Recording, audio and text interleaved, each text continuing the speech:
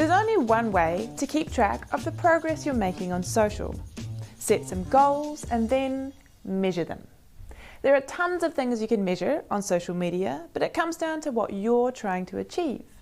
What's going to get you closer to where you want to be? Measure that. People talk a lot about return on investment with social media, and in that marketing space it's so hard because return on investment, it is kind of like an airy-fairy concept. The one beauty with social media is that you can give those facts and figures specific to how many people have seen that post, what is their age bracket, what is their relationship status. You can really drill down into that, and particularly with social media you can see who is engaging with your post to get an idea of who your audience is as well. So how do you decide on your goals? If you're just starting out, you want to get your business noticed. So brand awareness could be your goal. Make sure your content clearly expresses who you are and what you do.